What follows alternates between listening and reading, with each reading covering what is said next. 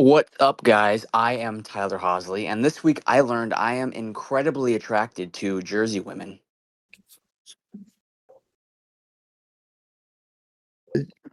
Is that not Joyzy women? It is Joyzy women. It is, but I was like, I'm terrible with accents. I don't want to offend half the population of New Jersey, so I Just mean, leave it to me then. like we haven't before. it's true. I mean, we said terrible things about Bruce Springsteen. They're going to kill us. It's true. I'm Kevin Matthews, Scottish film fan living in England, and even before I found out that Craig would miss out this week, and he had a pick, we watched his pick, but we will discuss his pick later. I somehow managed to do some homework this week relating to Tyler's choice. Good God. I'm Dave Gray, and this week I learned nothing, honestly. Like I thought I'd learned something deep and interesting this week, and no, that was a fucking lie. And this is Raiders of the Podcast. Yeah. I did. Do you know what I did learn though? Do you know what they learn about in elementary school history classes now? Is this guy giving me rage, Dave? No, maybe. Okay. A little known band from Liverpool called the Beatles. Oh, that's So right. while we were snowed in, my niece went, "Who the fuck are the Beatles?" So we watched A Hard Day's Night, and A Hard Day's Night is fucking great. It's one of the best music, mockumentary music films ever made. It's up there with Spinal Tap. It's Spinal Tap, Hard Day's Night, maybe A Mighty Wind. I mean, like top two. Help's really good too. Anyway, Hard Day's Night is great. The kid enjoyed it. I enjoyed it. Mr. Can we have our ball back? I watched. So I went in and I had a small thing I had to take care of medically, and while I was laid up, I decided to watch the documentary about Melania, and it is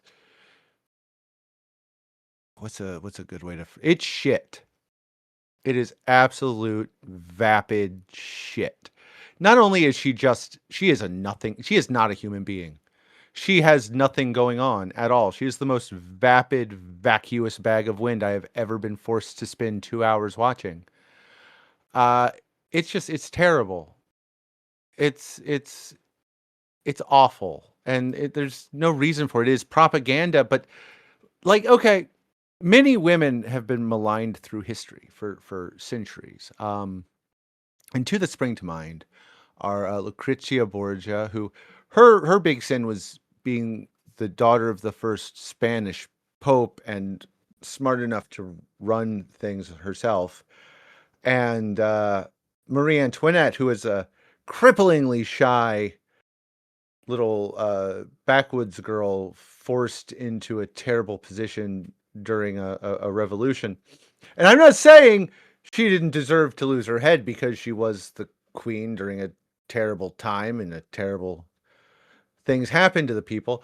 Not saying that. I'm just saying she didn't do the let them eat cake. She's not the terrible, tyrant that they made her out to be in the centuries after her death. But do you know who is? Melania. Like, you can straight up hear her saying let them eat cake throughout the whole fucking thing. Well, the economy crashes and everything is shit. Brett Ratner made this glowing ass-sucking thing about a horrible person who isn't worth the time you spend with her. It's just so desperate to kiss her ass, but there's no there. And I wish she was a more interesting person. I wish she was evil, but she's not. She's just nothing. And it sucks. Wait, Ratner made that movie? Yeah, Brett Ratner produced and directed it. Oh, Jesus. Yeah. That's him now. Yeah, and the last movie I watched this week was the 2023 South Korean vigilante action, I guess, comedy, Brave Citizen. And I really like the lead, Shin Hae-sun. She's really good. Like, she is all charm and wit and gorgeous, and she's excellent. The movie sucks though, because just besides her, it's terribly written. It's lazily made. The fights are boring as hell, and the lead is played by Lee Jun Young, and he is fucking atrocious. I don't know why Korean stuff refuses to hire good villains, but they keep hiring these boy band guys who didn't get a single fucking acting lesson to play like crazy, awful, tough guys, and they didn't even do the bare minimum of their fucking fight choreography lessons. He's atrocious, and he drags the whole thing down to a degree that it makes it barely watchable. And it's a shame. It's a shame because again, Shin Hae-sun is great and deserves better.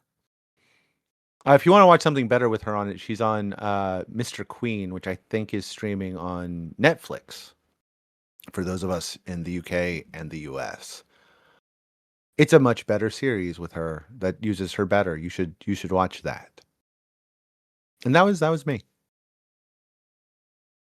I have questions, Dave, and I'm not I have answers. expecting you to answer them, but maybe. So for this Melania doc, right now, Yeah. I'm not in principle. It's not out with the realms of possibility for a first lady to have a documentary made about her.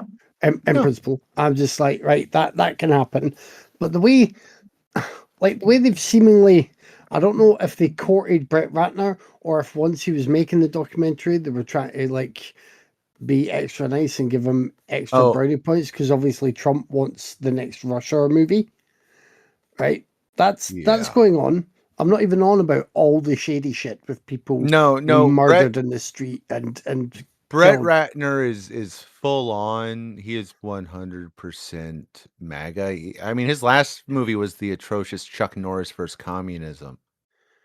I mean, he's right there. He's been Me Too'd, and now his Me Too pal is president. But with that, and then I saw the clip today of like Nicki Minaj happily with her $1 million like is it a citizenship visa card with Trump's face on it. And then I know, hopefully, as far as I'm aware, it's not a legally binding thing, but they do have Trump's name all over the front of the Kennedy Center now. They do, like yes. The Donald J. Trump Kennedy Center. So yes. Of those things, like over your way, over the way with you and Tyler, has nobody picked up on those to be like, yeah, we can actually tell him that's a no. I mean, you'd think they would by now, but yeah. Like, no, my senator helped write a bill to stop presidents from willy-nilly naming things after themselves, but it's the absolutely most meaningless thing ever. So, I mean, like, folks have gone, you probably shouldn't do that, but like nobody's actually sat him down and said, no, sit in the corner. And I don't know why. Like, I have no ability to explain to you why. I have majorly disagreed with a number of your presidents. I've agreed with some more than others.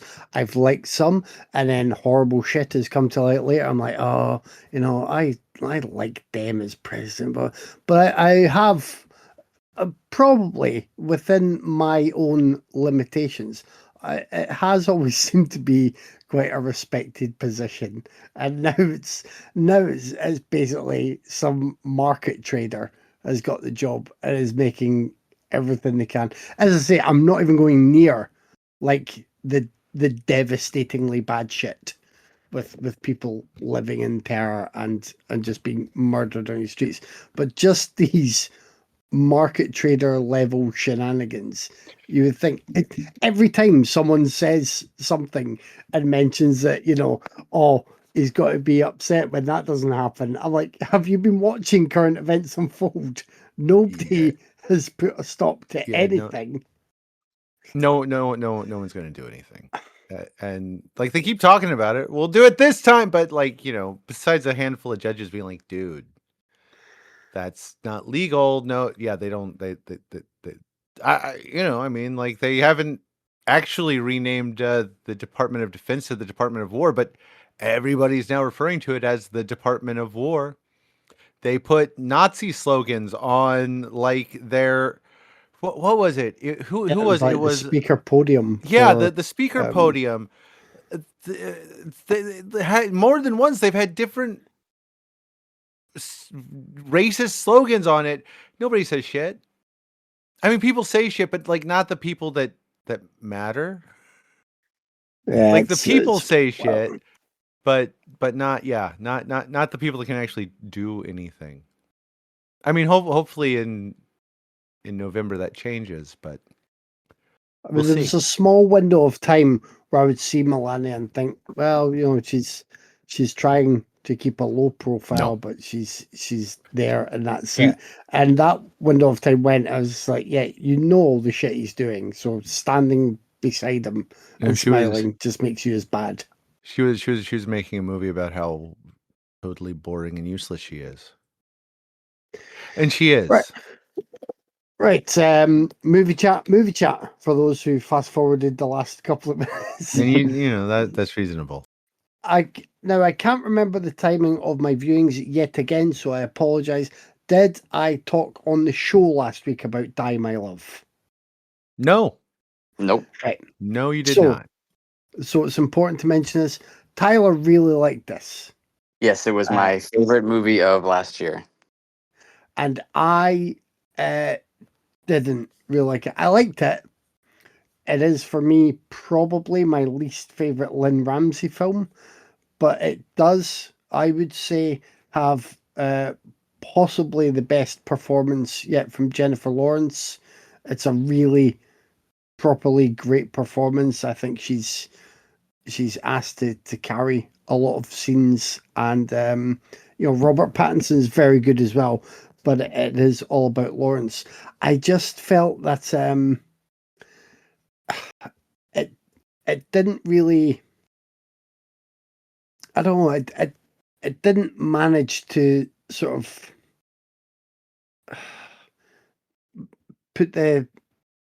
put the pins in the right place, if you like. Ramsey has covered similar-ish material before, although I know there was a sort of different core, and we need to talk about Kevin. But she's certainly been in similar territory. She's also been in similar territory with films that have had moments of blurring reality and fantasy, which is something I loved actually, and you were never really here. But this actually didn't it just didn't work for me because of those things. I think the similarities to some of her other work are maybe reasons why she was hesitant to initially do it. And I think her instincts were right in the first place. Um, Maybe someone else would have come at us from a different angle.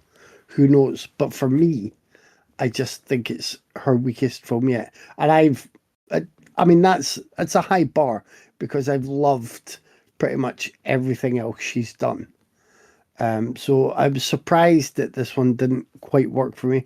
But as I say, that's not to take away anything from the performance from Jennifer Lawrence, and I was even pleasantly surprised. I didn't actually realize Sissy Spacek and Nick Nolte were in small supporting roles, so that was really good. Did you like it for the kind of aesthetic, Tyler? Was it the performances? Was it everything together? I forgot what you'd said about it. Oh, I love the aesthetic, the performances. Just yeah, that movie just really worked for me on just another level. I thought it really handled the postpartum stuff really well too. I really love the way that Ramsey handled that. But yeah, I thought it was fantastic, dude. Jennifer Lawrence, I've always liked Lawrence. Hmm. Liked almost every performance she's done from Winter's Bone on. But man, yeah, this is my favorite performance from her. She's incredible. And Pattinson is great in this. He's so good, so good. But yeah, I was actually surprised to see Nick Nolte in this. I didn't even know he was in this. But yeah, he Yeah. was good, and Sissy Spacek was good. Yeah, I loved it. But definitely my favorite from Ramsey. But I would say a close second would be what's the Joaquin Phoenix one? How am I fucking forgetting You the were title? never really here. Yes, that's probably a close second. But I do, I do think it does well at showing the sort of the real clouds that come over with the postpartum depression, to put it mildly. But Mhm. again, I think it was, for me, that was kind of undermined by the jumping around and the bits that went, is this real? Did this really happen? What's Yeah. going on here? Because I think if it was actually more straightforward in those moments, or strangely enough, if it leaned more into blurring everything like it had been put in a blender, I think one of those approaches might have worked better for me. But for me, it was slightly undercut by that approach, which is a bit of a shame. But yeah, totally agree. I've always generally liked Lawrence as well, but this is definitely, yeah, I would say it's her best work yet. Really, really good stuff. Um, Completely different. I watched Zootopia 2. I'm old enough to remember when Zootopia was called Zootropolis, or vice versa. It's just, you know, one of them things. Zootopia 2 is enjoyable and fun and colourful and entertaining and amusing. You know what it isn't? It isn't necessarily the film you would think of as the undisputed box office king of animated movies. What? I mean, Yeah, China gave that's it like just a timing. bajillion That is, dollars. was it all the money from China Like a that made good big chunk of bucks it. there? Something like Oh, half of it. Yeah, like a shit ton of it came from China. like I enjoyed it. I would recommend it to those who enjoyed the first film. I'd recommend it to those with, younger viewers who would have fun with it if they're at the right age range. But there was not one part of it where I thought Seven this this should be crowned the almighty animated blockbuster box office king ever. 700 million of its box office came just from China. Wow. Yeah. Wow. It crushed Avatar in China. Like crushed it. Wow. I finally watched Jay Kelly on Netflix. I mean, that's just quite tedious. Did either of you watch Jay Kelly yet? No, because it sounded quite tedious. Yeah. And it's a shame again because I really like George Clooney. I like Adam Sandler in a variety of movie roles. Um, there's there's some better way to do this, and maybe it is hampered by the fact that it is George Clooney in the lead role, perhaps because a lot of the film is, oh, I had to make some sacrifices, but I made these movies that make people happy. You're like, oh, poor George Clooney, but you continue to look amazing in that white linen suit, which I could never wear in case I had to pee, and then worried that one drop would be on it permanently for the whole evening, and just enjoy your coffee machine in the corner without spilling a drop of that either. Okay, Mr. Clooney, I'll just sit here in my adult Pampers, so I can wear light colours on an evening. Sorry, I think maybe I'm projecting slightly there, but you get the drift. Do I? I think I totally lost it there, but okay. I watched a weird little film on Shudder called The Severed Son. Just watched that yesterday, reviewed it on my blog today. Um, yeah, decent little British folk horror. Have either of you two seen this one? Nope. Oh, I'm surprised. I thought it was the kind of little title on there that might catch your eye. If it is on It there in would your be, but I, territory. I I got rid of Shutter for a little while to get Ah, the subscription from Vinegar Syndrome, which you fair guys will enough. regret. Yeah, it's it's decent. Like the person that made this, Dean Puckett, was the writer director, and he's made a number of shorts and documentaries before this. but I believe this is his first narrative feature. And I mean, I don't mean this to sound like I'm deriding it or anything. It feels like a first narrative feature, and that it's well made. He's got a good cast in place. Um, things in it are good, but because it is generally familiar folk horror stuff in a way. There's a woman in an isolated religious community after her abusive husband is murder, death, killed. There are rumors aplenty, and her father is the pastor, so he's wanting to help his daughter, but by help, that means get her to stay in line and also get her a new husband. And there could be something that is around the village that may be, ready to murder, death, kill others, or is maybe just being seen by people who could be prone to visions. That is it. But I did find enough in this to like. It had occasional moments of impressive imagery, just kind of flashing moments that would crop up, and the performances really help. The problem it has is that it doesn't really feel as if it's covering any new ground or doing anything particularly unique, but it does what it is doing well. I would be tempted to recommend it to Tyler, but I don't know if there's enough sort of grit and grot in it. I watched The Rip because it was there. And I wanted to watch The Rip because Matt Damon and Ben Affleck are in it. I'd forgotten it was written and directed by Joe Carnahan. And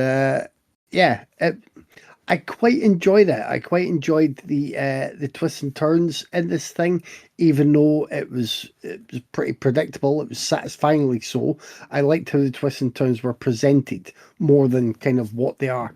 I liked the fact that Scott Adkins is in this, and I didn't actually put two and two together until the end that it was Scott Adkins. It was only when his accent was a bit wobblier in the end. I was like, oh yeah, that's Scott Adkins. Not in an action kick everyone in the face role. Just a more standard supporting role. Kel Chandler's in this. Stephen Yeun, who's got a decent part and is great to see him. Tiana Taylor continues to be doing good work now. I think she's been getting some better roles recently, so that's great. But I mean, the thing about The Rip is it is horrible to look at. It's like someone decided to melt down gunmetal into celluloid and then drag that through the mud. That is the visual palette you're dealing with. And that's not good. I get it. I get what he was going for, but someone should have had more meetings about getting a certain style on film and still having it not look. I mean, I think the best word is fugly. It was a fugly film. You wouldn't be rushing to watch The Rip?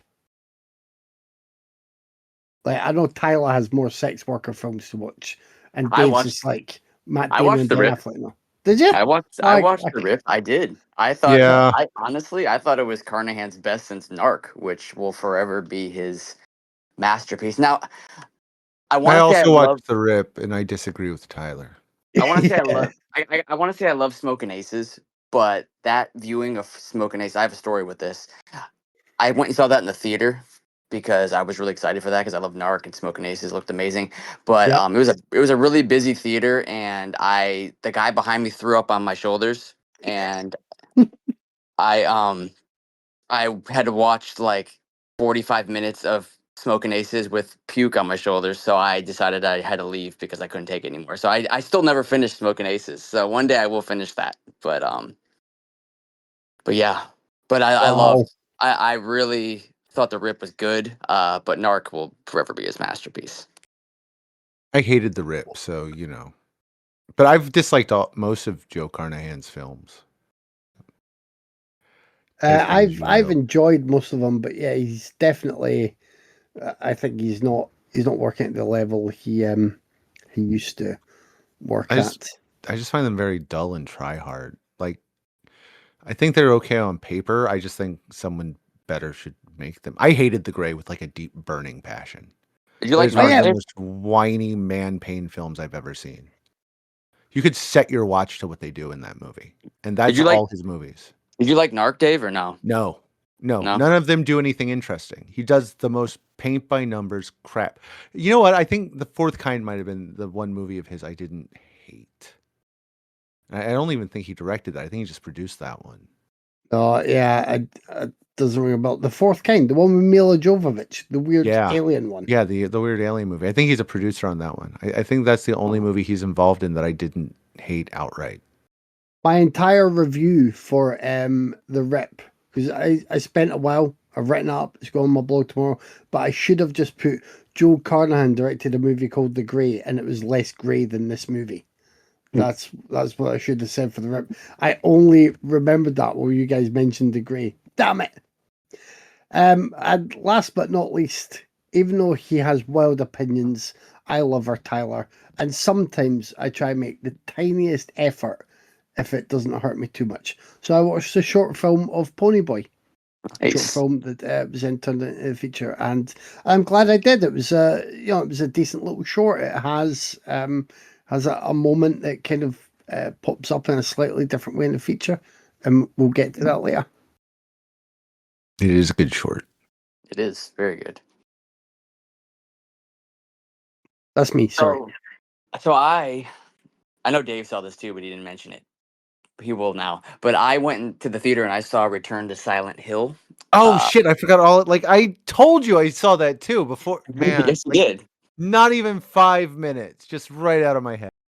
Um, I am alone sitting on an island playing with my pyramid head figure here. But I liked it. It's not perfect, but for me it cherry picked enough from Silent Hill 2 to make me happy while I was watching it. I wish it would have ended 5 minutes before it did, but I did enjoy it overall. Now, I'm kind of biased because I do think, and now Dave will disagree here too. I think the original Silent Hill movie from 2006 is one of the best video game adaptations of all time. I fucking love that movie. So I was happy to see Gans back. I don't think it's as good as that one, but I liked it better than Revelations, which I also don't hate. So I just like Silent Hill. But I did like Return to Silent Hill, and I seem to be the only one who does. So Dave, Yeah, you hated that one, right? I did. I think Gann Yeah. shouldn't be allowed to make a movie again, and I think the guy that played James shouldn't be allowed to act ever. Like maybe, okay, you know what? They can both do like local dinner theater, but besides that, they should never, ever, ever work again. He was like the video game version of Jared Padalecki. He looked just like him. God damn it! Now that you say that, I see it. He looks exactly like Jared Padalecki. I just kept waiting for fucking Sam and Dean to just come on screen and fight ghosts. I was just waiting for it. I watched The Rip, but you already heard that. I liked it. And besides that, I watched all 8 episodes of Gregor Rocky's Now Apocalypse again. Uh, I fucking love this show. It's like the ultimate Gregor Rocky, just magnum opus of everything you love about Gregor Rocky movies. Yeah, so if you haven't seen it, check it out. It's really good. It's free on Tubi and all kinds of other places. So, and that's me. This week, we watched the 1976 the American crime drama written and directed by Elaine May, Mikey and Nicky, and the 2024 American thriller film directed by Esteban Arango, Ponyboi. Hey, Kevin, Yes. would you like to pick a movie and tell us about it? Sure, yeah, I will pick. I'll pick Craig's film, Mikey and Nicky. So, right. As you said, it's directed by Elaine May. Now, Nicky is played by John Cassavetes, and he is on the run from the mob or some powerful rich people that he's ripped off, apparently. And then he's visited by his friend Mikey, played by Peter Falk, and the film plays out with the two of them going from potential venue to potential venue. Nicky remains paranoid and fearing for his life, quite rightly. Mikey is trying to use a friendship to keep Nicky in certain places and have the night play out a certain way. That's it. This was an odd one. I look. I watched Mikey and Nicky and didn't enjoy it. And then, while I was not enjoying it, I started to. It remained so unenjoyable that I started to be won over by it. I know this sounds quite odd, but like Mikey and Nicky aren't very pleasant characters to spend time with. It's not a. It's not a very fun scenario. There's it's not a kind of movie. It's a character piece with these two leads. Um, it's it's odd. It's very unpleasant at times, and in really quite unique ways. And I can see why this. Like I read about the production of this, about going over budget, about the cuts and the things that happened, and you know, Elaine May being pretty is is vilified the right word, or does vilified mean praised? Vilified. Vilified? Vilified. Yeah. Because of this. But I can also see why it's been reappraised by many and held up as quite a gem from the 70s. I don't think I'm ever going to be a full on big fan of this. I didn't like it as I would other movies that I might put in this bracket, including, funnily enough, a number of films directed by Cassavetes. But I mean, the scenes with him and Folk just having their conversations, whether they're circular conversations, where they start to go off in different tangents, they're great. The two of them are just captivating, like character actors in shining lead roles for their talent, and that really draws you in, because that is something not seen often. Then you get Ned Beatty in a supporting role being quite just effortlessly ominous and a bit terrifying.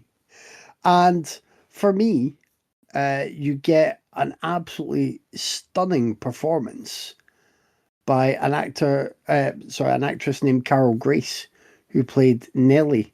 And then I looked through her filmography, and there's about 3 or 4 roles on there. Two of which are main film roles. One was uncredited, and one was some episode of Alfred Hitchcock Presents, and this was her last film role. Carol Grace in this. It was the scene with her in it is, I think, the most uncomfortable I've been watching a scene in what you would deem as a straightforward drama / thriller in a long time. Like, this film wasn't one where I was expecting any sudden bursts of violence that would be too much for me to stomach. It wasn't one where there were too many other characters coming in that I thought might get everything more complicated and seriously icky. It was just, it was Mikey and Nicky, and then Carol Grace is there as Nellie, and that was really difficult to watch. The way Nicky is with her, and then Mikey, just the way both of them are with her, it's like it's unforgettable, and I cannot deny how powerful that scene and one or two other scenes in this movie are, including the ending, which I thought was amazing. And I read some quote somewhere. It may have been from May herself, or it may have been from someone reviewing the movie, and they were saying about how it it's something to do with how it takes someone brave to actually duck out sometimes, or break the sort of the standard male bonding patterns, or just or turn on someone when they're going down a bad path. I forget the exact wording, I apologize. It was a handy little quote that I should have written down, but it kind of sums up the heart of this film and opened it up for me a little bit more, like a blossoming flower. So I'm still undecided on my final kind of rating and view of Mikey and Nicky, but there's so much in it that will stick with me, and so much that I appreciate, that again, it's just, I mean, it's another feather in the cap for Elaine May, who is someone, I mean, I think we've said this every time we've discussed her work. It's amazing that she's not discussed and celebrated more. Seems to be the case that there's only one big title that people refer to again and again in the negative, when yeah, so much good stuff from her. I I I liked it, but I'm processing. I'm still processing.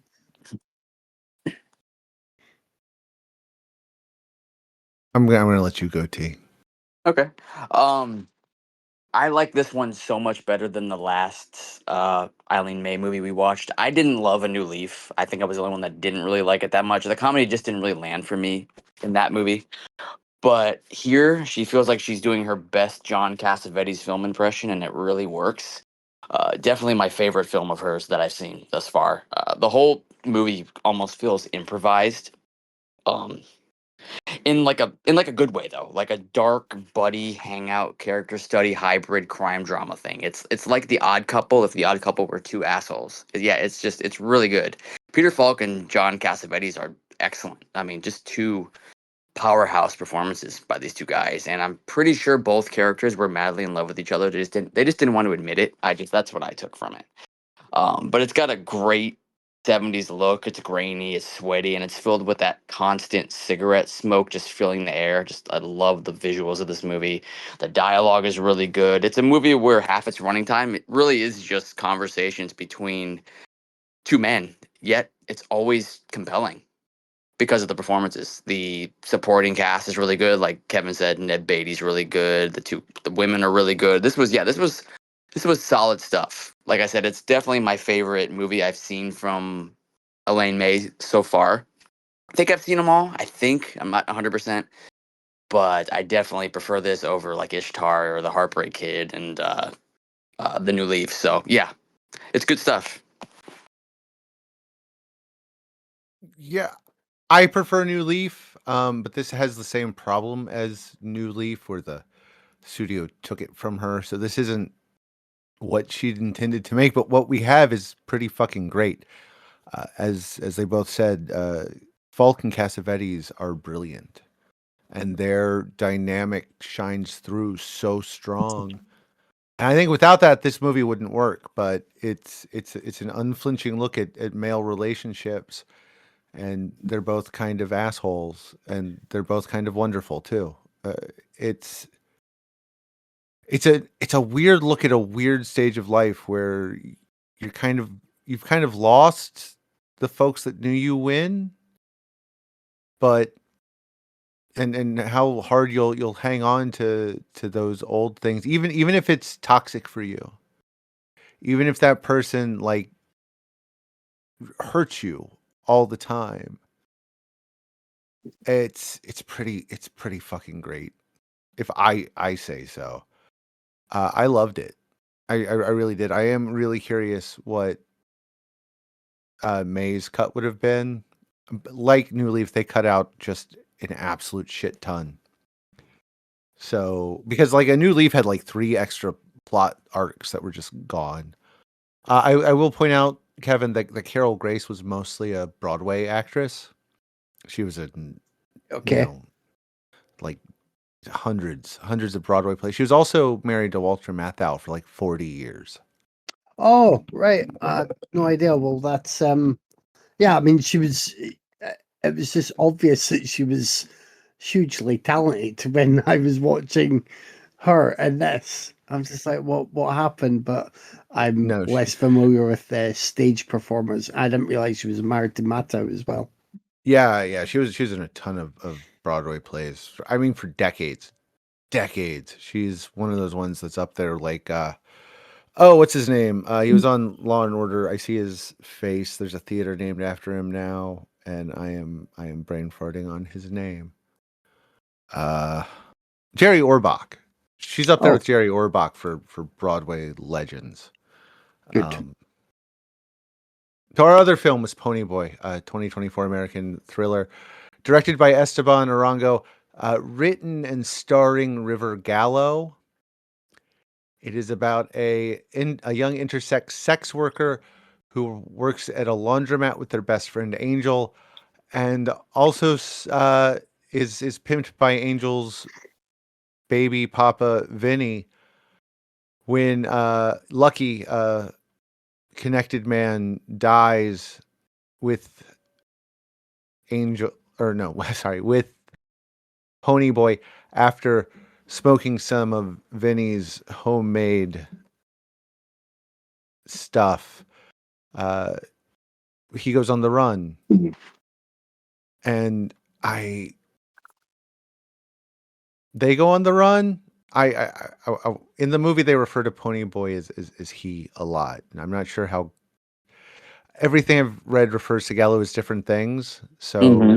I'm just going to say they when referring to Gallo, and he when referring to the character Ponyboi, because Ponyboi does refer to themselves as he in the film. Of course, that will change after the movie, what happens in the movie. But anyway, it's fucking excellent. It's really well made. The cast is fantastic. River Gallo's performance is just heartbreaking. There are moments they just like I ugly cried in the last like nonstop for the last like 15-20 minutes of this movie. Uh yeah, Gallo is excellent. Dylan O'Brien as Vinny is solid. It's always good to see Victoria Perdetti pop up. It is really it's really good. I mean, it's excellent, and I'm glad I saw it. It's also actually the first. I believe it's the first feature to star an intersexed individual. I know the short film was maybe not the first, but one of them. And yeah, no, it's excellent. It's worth everybody's time. It's well shot. It's an interesting and unique story.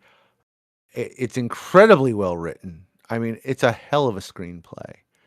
And the lead performance is just it is pure gold. It is fantastic. And the fact that more folks didn't go see this last year, I think is just a fucking shame. Gallo's performance is excellent and it deserves to be seen and it deserves better recognition than what it's gotten so far. It's fantastic. It's a really good one, T. Thank you for this one. Awesome. Well, if it isn't all raining tea this week, eh? Yeah, this was pretty good. Pretty good. I admit to being wary going into this one, Tara, not because of it being well within your usual wheelhouse, but what I know of intersex individuals is they have often said, they're uncomfortable being kind of brought up quite often as the main argument against idiots. So, like, well, there are only two sexes, because intersex individuals tend to still end up, whether willingly or not, being transitioned to whatever sex is either the one with the dominant traits for themselves, or eventually just the one that they are, feel more drawn towards. So I know that we have covered, I think by now we've covered the whole spectrum of gender and sexuality, and I'm really pleased with the films that we pick to discuss in this range. I don't know if we've covered all of them, but we've checked off a lot of the boxes, and A lot. I mean, all right, 80% from Tyler, but I mean, we've done our bit, I think, to and make up for the fact 100% that of we're that just 80% were sex worker movies. Mhm. we've done our bit to make up for the fact that we're just like really bland straight white dudes. So we try. But with intersex individuals particularly, I thought, is this going to be trickier? And as you said, they keep referring to Ponyboi as he, and I wasn't sure if they had a preference themselves. But what happens is you're drawn into the story. Ponyboi is, I. It's really, I think, interesting in, like, a lot of main characters in interesting films that are looking more at other people as well. You get the idea that Ponyboy is so many different things to so many different people. A friend to Angel. Victoria Pedretti is really good there. But there is a chance that that friendship can be endangered. Uh, you know, Viewed with a certain amount of lustiness by Vinny, and then viewed as dangerous by others, viewed as, out of place by quite a few people, viewed just, as a friendly face and someone they enjoy talking to by one or two. Um, so I think that's the nicer element of this, because it doesn't really, I think, do everything in a tick the box list of cliches way. There's such a nice variety of people. Um, and again, when you see things at the start with clients who want a bit of fun time with Ponyboy, you think, oh, is this what it's going to be? All right, this is peak Tyler. This is what it's going to be. But then it starts to twist and turn. Yeah, I really liked River Gallo, and their central performance is great. I hope they get to do a lot more stuff. I know they've been in a variety of shorts and maybe one or two other features, but it would be good if they did more, because they're a great presence. They just they can carry themselves in quite a quite a variety of ways, depending on how the dynamics of the scene are changing. They can, they just seem really tough and strong and able to get through anything sometimes, and yet in the next moment, really vulnerable. And you're like, oh my God, are they going to get through this scene intact? It was great. And Dylan O'Brien as Vinny, I mean, the more I see of Dylan O'Brien and his happiness to go through such a variety of film types and film roles, I just really like him. I really like what he's been doing with his career, which isn't something I would have imagined when I first saw him in. I think I first saw him in The Maze Runner. I know he did stuff before that, but I think that's where I saw him, and I enjoyed him enough in those. But then, he's done films like he's done this. He's in the new Sam Raimi film, which I'm surprised Tyler didn't rush off to see before podcasting this weekend. Because it looks good, T. Are It you are does. you rushing to see it? I am going to see it, but I'm seeing it Thursday. But yes, I am All seeing right. it really soon. He was Love and Monsters was wonderful. He was great in that. That American Assassin had that wild opening sequence with people getting mown down on the beach by terrorists, and just is a bizarre way to do an action thriller. Like Dylan O'Brien has just been in quite a range. I think he's a very good actor uh, in terms of what he's willing to try and where he's going with his craft. He's maybe not like the greatest actor that ever lived, but I like him and I like the choices he's making, especially when, let's be honest, sort of giving your name to something like this, which wouldn't necessarily be viewed favorably by many of the people that might be trying to get financing from, or just distribution, or whatever goes on behind the scenes. It's not the it's not the easiest film to then package and sell, but it is.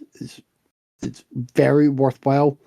It's just really good, and yeah, hopefully more people can see it in the near future. So I agree with Dave. Like this deserves a bigger audience, and I hope to see more from River Gallo in the future. Good choice, T. And as I said, the short film, I enjoyed it, and it does kind of it's a little snapshot, but it was good to see it, where it's kind of referenced here and used in a very brief way. So I enjoyed the short as well. I think it's about 18, 19 minutes. So yeah, a double whammy of tea goodness this week. Nice. So yeah, I mean, it's a movie about sex workers and a white dude raps. So you know right off the bat, this is gonna be some fucking Tyler flavored shit. But in all seriousness, no, this movie is fucking fantastic. It's a gritty Jersey set, neon lit crime film with an amazing script from River Gallo, who's also, like Dave and Kevin said, they them are the star of the movie.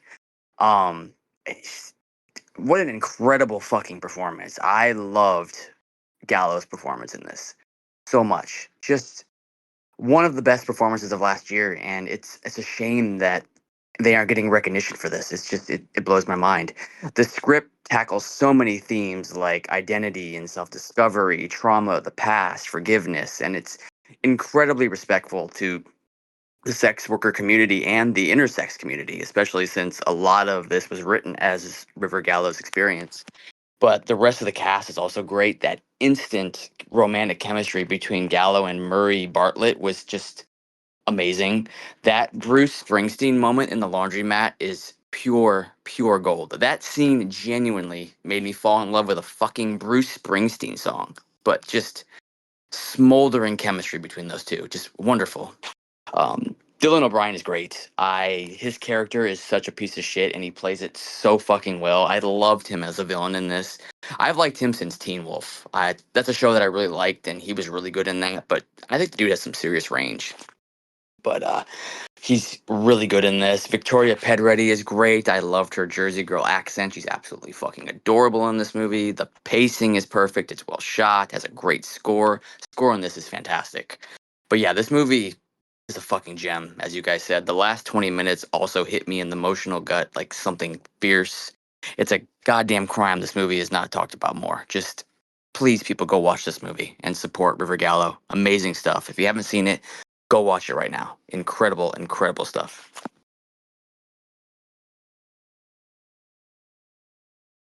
All right, it's time to pick one. I mean, for me, it's Ponyboi. Yep, Ponyboi.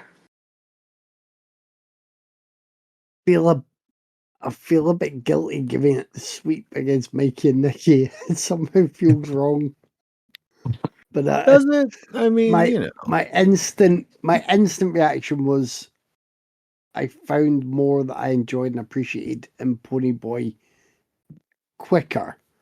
But yeah, I'm gonna have to give it to Ponyboi. But I think Mikey and Nicky is a grower, not a shower.